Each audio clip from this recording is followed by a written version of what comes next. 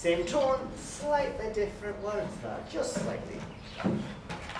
Well, aside from basic parodies, there's other civilian songs that have a great deal of liking in the army, and others that are army songs, as it were, specific army songs that are very much appreciated. I'm going to switch over this instrument here, this being of course the guitar, and we'll show you a standard of army songs, as it were, army topics, the topic of army songs rather. Very simple in that. You've got those you've got another dulcimer man, well good sir. We'll have to change some tones a bit later. Yes, very much. So, the subject of army songs. Now, of course, there's the patriotic songs and such as that. Ones like Rally Round the Flag, the ones that stir your blood, make you get up and be marching. There's some like, let's say, Tenting Tonight. The officers don't actually like us to sing that song. It's a bit of a melancholy song, a bit of a sad song. But by and large, the most popular of all army songs revolve around one topic. Any ideas what topic that would be? Something that a soldier is thinking about continually, without fail. Any ideas now? Home. Women, home. Very close, but that's a close second. The most popular topic. Mother. Food? Getting there. It is food. Food takes the first, then women and home and such as that, and then patriotic is down here as well. But starts the most popular army topic is food. Soldiers, both sides, all throughout history, have always loved to sing about food.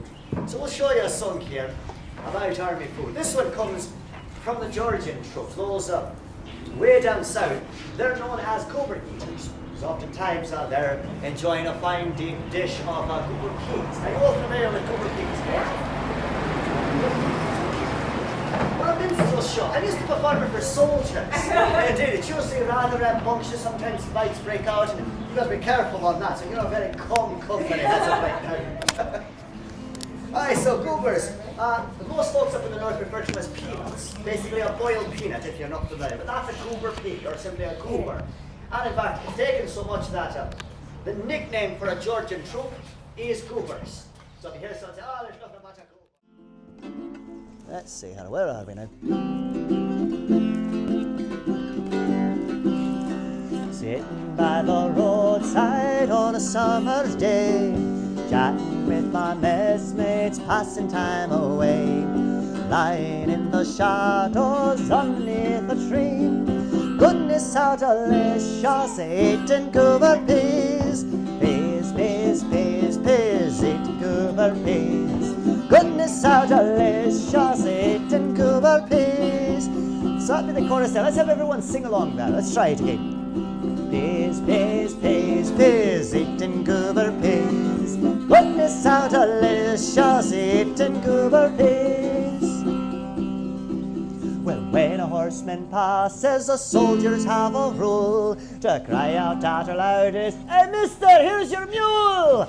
But another pleasure enchantinger than these is wearing at your grinders, eating goober peas. Peas, peas, peas, peas, eating goober peas.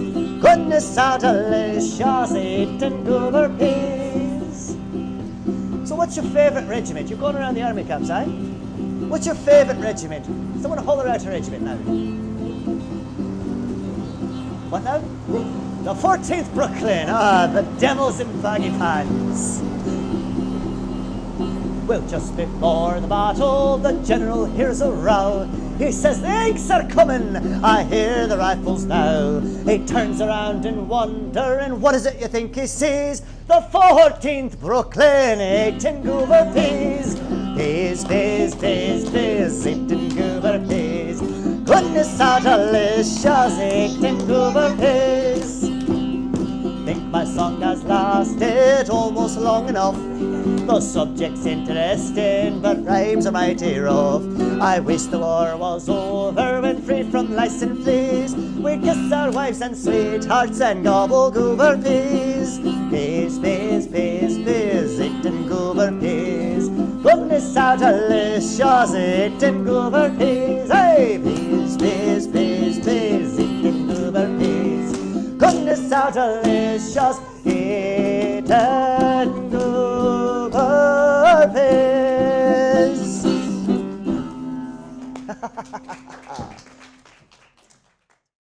Logically, when we say jaw breaker, that is in the literal sense of the word. If you just bite down on it, you're going to break your tooth, you're going to break your jaw. You don't just eat them straight. The idea is that the way you consume it is you break off a small piece, you put it in your mouth, and you suck on it, trying to suck the salt out of that little bit of bread as it right there, to slowly let it break down. You could boil it, you could dip it in your coffee, whatever it is. Oftentimes you'll get the weevils that live inside of it. Those will be coming out, but that adds you a great deal of protein, so you do want to keep that around. But not all that very great as far as dining. You won't starve eating hardtack, but you won't enjoy it either.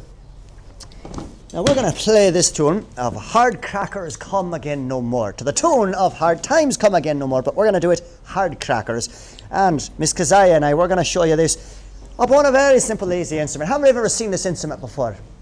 It's one no doubt you have at home. A lot of soldiering instruments you'll find that you have to carry it with you.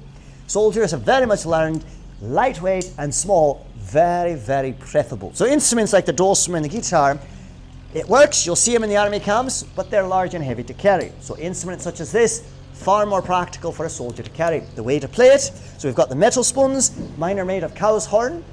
The first one though, regardless of the material, you hold it like so, like you're serving a bit of bad medicine. The second tucks in underneath. The goal is you want to have a small space between, not too large, nor too small. I do it with one finger. Keziah's found she likes it with 2 fingers. The goal is that small space. That's what you want. And those together provide you a wonderful, fine instrument. So, we'll see if we can give this one a try. Let's see here now. How does it start now? There's a sighing, thirsty soldier who wears his life away. With hard times it comes, hard times those better days are o'er. We are sighing now for whiskey all at the cabin door. Oh, hard crackers come again no more. It's the song, the sigh of the hungry. Oh, hard crackers, come again no more. Many days you have lingered upon our stomachs sore. Oh, hard crackers, come again no more. Or we might do, let's see. Let me think now. If we talk about another, this is a ration the soldiers very much do love, that being the old white army bean. Again, part of your standard rations. There's a spot that the soldiers all love. The mess tent's the place that we mean, and the dish we like best to see there is the old-fashioned white army bean. 'Tis the bean that we mean, and we'll eat as we ne'er ate before. The army bean, nice and clean, we will stick to our beans evermore. So there we have the cowhorn spoons. We'll do one more fun little percussion instrument, that being this one here. Indeed, Miss Keziah's been working on playing the spoons for quite a bit. She's getting better every day.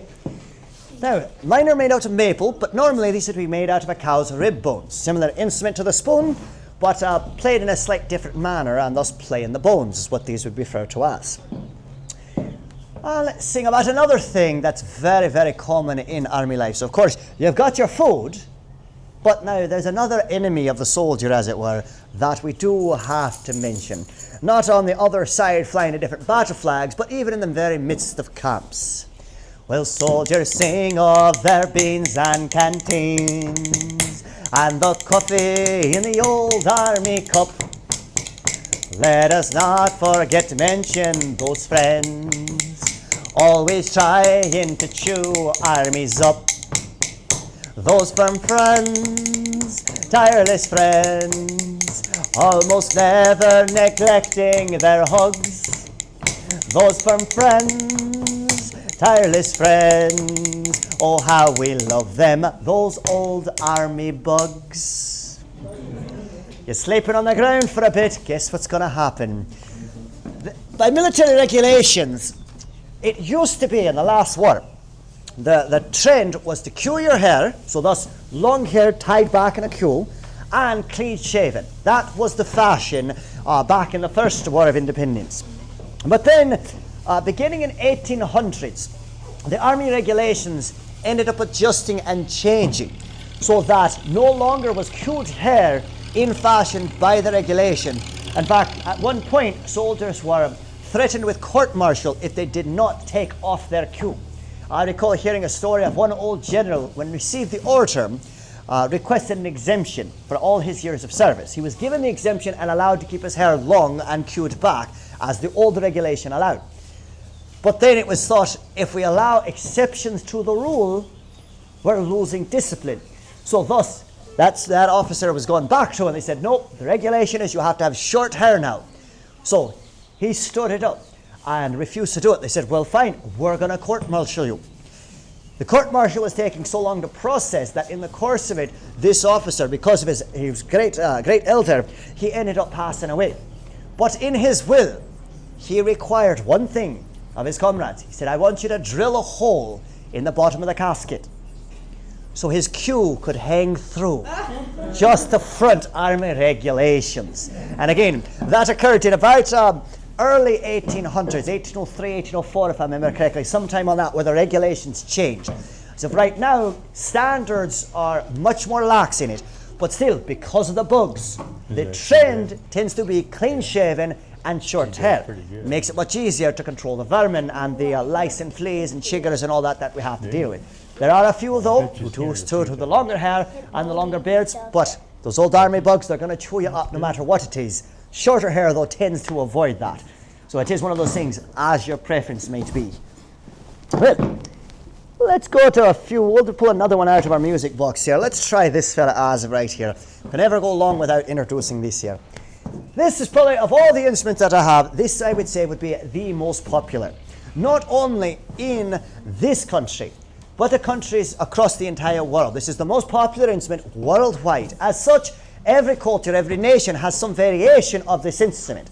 And as such, they all have their name for it. So thus, it has about, that I'm aware of, somewhere between 800 to 900 different names for this fine little instrument as of right here. Of those, I'm aware of half a dozen or so English names for it. Can anyone tell me of what those names are? I know you know, darling. Let's have one of them give a try. All right, good sir. The Jew's harp, very well. The Jew's harp, because back in the days of the colonies, you have folks travelling from town to town with essentially travelling general stores, if you will. Carts loaded with supplies they would buy in one town, sell in the next town. But one of the common trade items they would have would be these particular harps. Now, those folks travelling around from town to town, one of the reasons they came upon that profession is because they didn't fit in with normal society, if you will. One of the reasons they didn't is a good number of them were Jews. And as such, there was no home for the Jews, as it were. So the Jews would have these selling carts, buying and selling, moving around from town to town, and thus keeping out of trouble. Their common trade item was this little harp. So thus, the Jew's harp. That's where we get that name for it there. Can anyone tell me another name? Again, 900 different names. We've got 899 more to go. Hi, darling. The mouth harp. The mouth harp, because in playing it, you use the mouth. The jaw harp, because again, in playing it, you use the jaw. Sometimes you'll hear Jew jaw or trump or trum by the sound of which it makes. Those tend to be England, Ireland, and Scottish names for it. So those are just the various English versions of that I am aware of. Now, I personally do like calling it the smile maker, because if it works right, you're probably going to break out in a smile when you hear it. And you've heard it before. I'm absolutely certain of that. How many have ever heard this sound before? Or perhaps this sound? Or perhaps?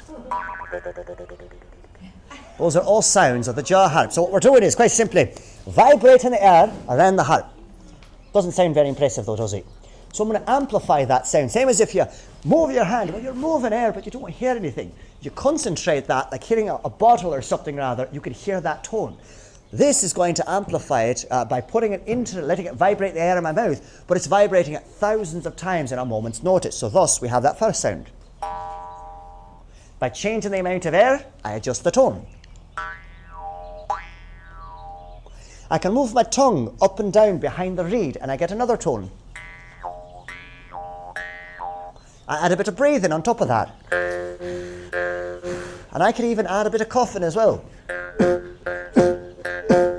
All those sounds together, and thus the most popular instrument the world over, the Jews harp.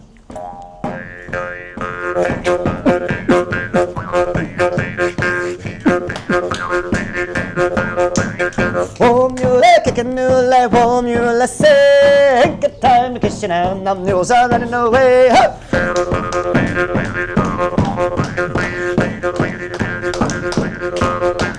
Took my wife to the barnyard and set her down to supper. She got choked on a turkey leg and stuck her nose in the butter. Huh.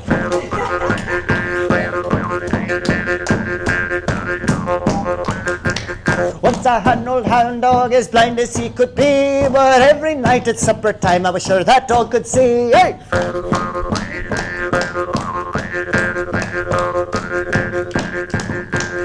If I chewed bubblegum, I tell you what I do. I chew it nice and juicy and spit it all on you. Oh!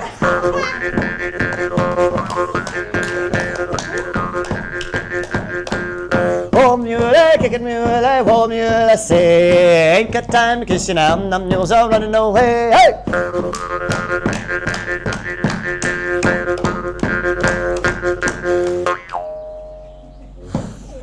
Tis the jar harp. All right, well, let's transition over to this fella as of right here. The jar harp's the most popular instrument in the entire world. This one, though, in this particular country, is probably the most popular stringing instrument. The guitar being third place, the violin or fiddle, if you will, being about second place. This one, though, gaining a huge, great deal of popularity. And I suppose of all the instruments that I have, this I would say is probably the most American. As far as it's not a single origin instrument, it is a combination of a variety of instruments. You've got something as the Spanish guitar.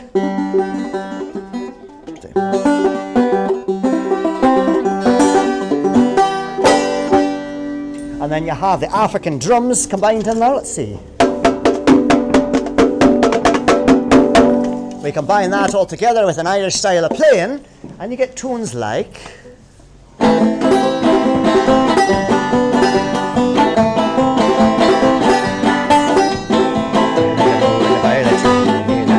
sound, I leave behind myself a little man go around.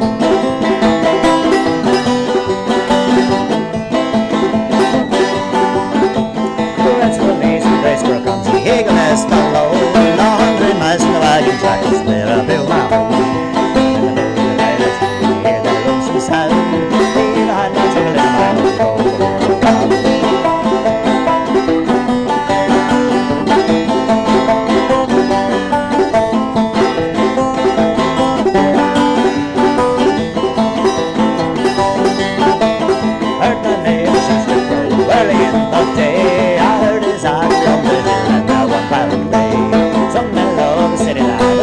Crave the town when the allied countryside and there I'll settle down. Ain't had no trouble in my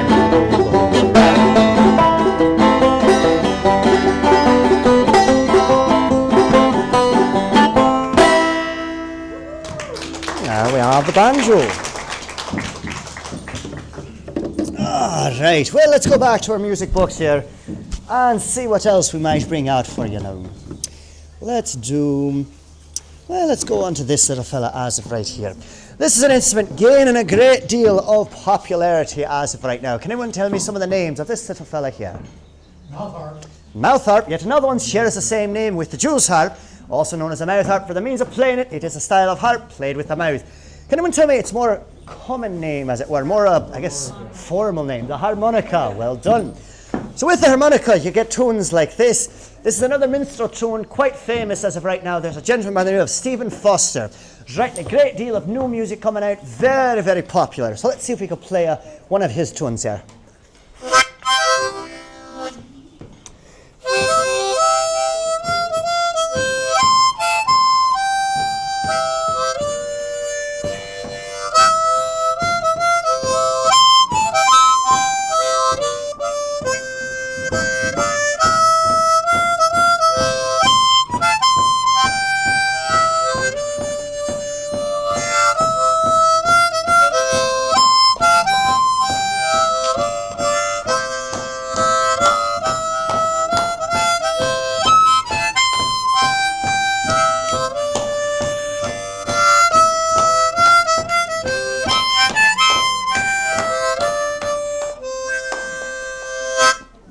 There we have it.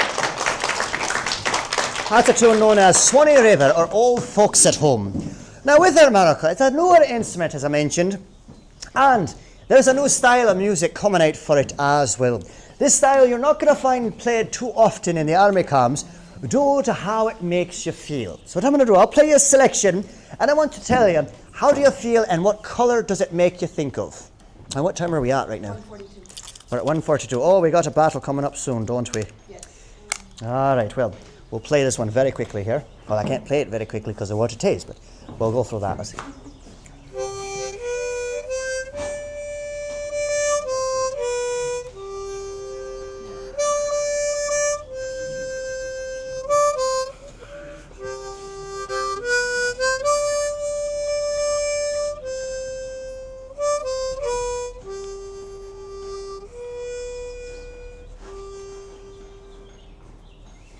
So what colour do you think of there?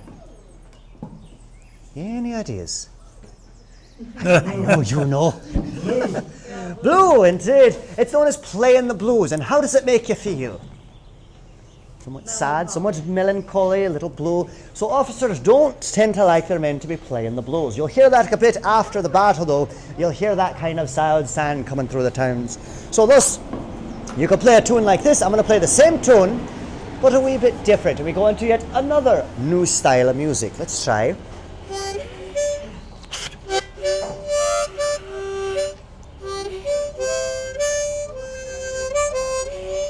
Oh, and I guess I won't play that as I've got a clogged reed, I do believe. Well, I'll have to do a repair on that and we'll play that another time. But you play a blues tune essentially a wee bit faster and you end up going into a style of music known as jazz. It's the beginning of this new approach of music. We'll bring out one final instrument before we send you on your way as we head out to battle. Now with music, of course, always comes a wee bit of dance. Who here likes to dance? We've got some of you, others of you going, oh no. Well, in the army camps, music is every bit popular, but so is dance. And we're going to pull up this little fella as of right here. This be Limberjack, and Limberjack loves to dance. There's a style of dance known as clugging. So let's see if we can get Jack dancing for us. Let's do... your brother was playing with him, but a bit too rough, unfortunately. Doing it again, repairs upon him there. Aye. Let's see. Well, old Dan Tucker was a fine old man. He washed his face in a frying pan, combed his hair with the wagon wheel, and died of a toothache in his heel. So get out the way of old Dan Tucker, get out the way. Old Dan Tucker, get out the way of old Dan Tucker. It's too late to come for supper. Old Dan Tucker, he come to town, he's swinging the ladies round and round. First to the right and then to the left and then to the gal that he loves best. So get out the way of old Dan Tucker, get out the way of old Dan Tucker, get out the way of old Dan Tucker. He's too late to come for supper. Old Dan Tucker, he got drunk, he fell in the fireplace, kicked up a chunk. A red hot coal got in his shoe and woo! How the ashes flew. So get out the way of old Dan Tucker, get out the way. Old Dan Tucker, get out the way of old Dan Tucker. He's too late to come for supper. And there we have the Limberjack. Well, thank you, ladies and gentlemen, and we'll see you again another time.